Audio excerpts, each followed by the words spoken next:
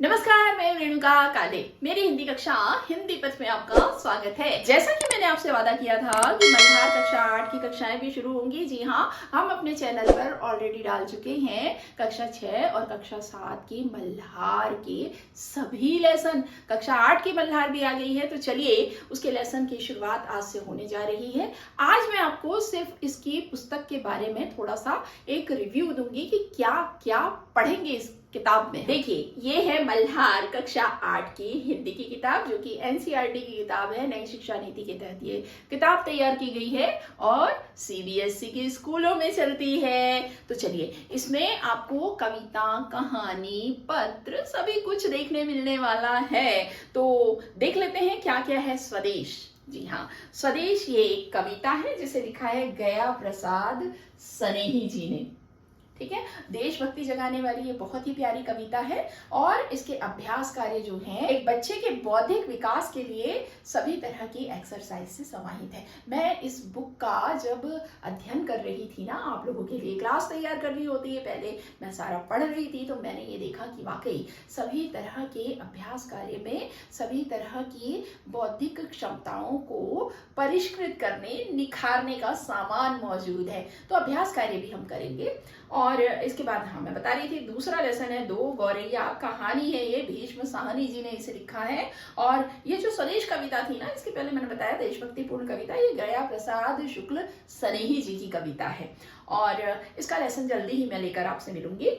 और मित्र लाभ करके एक कहानी है जो कि पंचतंत्र से है। ये कहानी पढ़ने के लिए है, लेकिन वाचन के लिए सिर्फ जो चीजें यहाँ पर है ना, लेसन जो हैं बड़े ही बहुत ही लाजवाब हैं और उन्हें हमें पढ़ना ही चाहिए, तो वो भी हम करेंगे।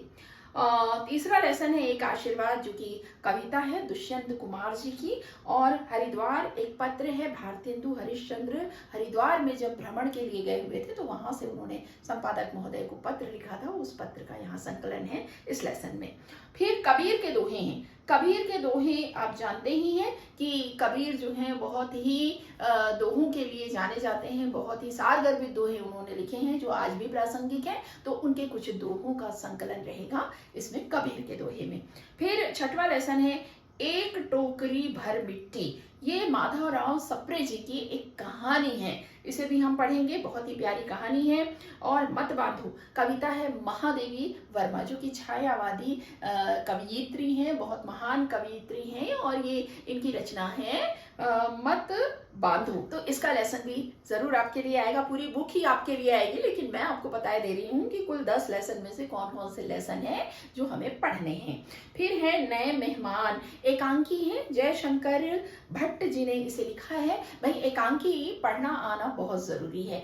पाठ्य पुस्तकों में एकांकी का समावेश होता ही है। इसमें होता यह है कि जो बच्चे हैं वो संवाद बोलने की कला सीखते हैं, अभिनय करना सीखते हैं, और जो संवाद जिस भावना से बोला गया है, लिखा गया है, उसको वैसा बोलना सीखते हैं। तो एकांकी यहाँ पर मौजूद है। 8वें नंबर का लेसन नए मेहमान एकांकी, जैसा मैंने बताया। 9वें पर है आदमी का अनुपात। ये कविता है गिरिजा कुमार माथुर जी ने इस कविता को लिखा है, आदमी का अनुपात। तो ये कविता भी बहुत ही बढ़िया कविता है, बच्चों को मजा आएगा। और है तरुण के स्वप्न। ये उद्बोधन है सुभाष चंद्र बोस जी का। जी हाँ, हमारे नेताजी, महान स्वतंत्रता संग्राम सेनानी सुभाष चंद्र बोस जी का ये उद्बोधन है। तो आपको उत्सुकता तो हो रही है ना, तो चलिए मेरे साथ जुड़े रहिएगा। सारे लेसन्स लेकर आऊंगी एक के बाद एक। और इसके बाद पढ़ने के लिए सूर्यकांत त्रिपाठी निराला जी की भारती जय विजय करो, ये है, ये पढ़ने के लिए है, इसे भी हम पढ़ेंगे। और फिर बस 10 लेसन के साथ ये बुक है, लेकिन बुक की मोटाई देख के समझ जाइए कि एक्सरसाइज काफी सारी हैं और अलग अलग तरह की एक्सरसाइज है, जो कि आप बच्चों के बौद्धिक विकास को पुख्ता नींव प्रदान करेगी। तो चलिए ये सिलसिला हम आगे जारी रखेंगे। पहला लेसन जो कि कविता है स्वदेश, लेकिन जल्दी ही मिलती हूँ आपसे। तब तक के लिए स्वस्थ रहिए, मस्त रहिए और दीजिए अनुमति हिंदी पद से अपनी काले मैम को। बुक हाथ में है तो नमस्कार।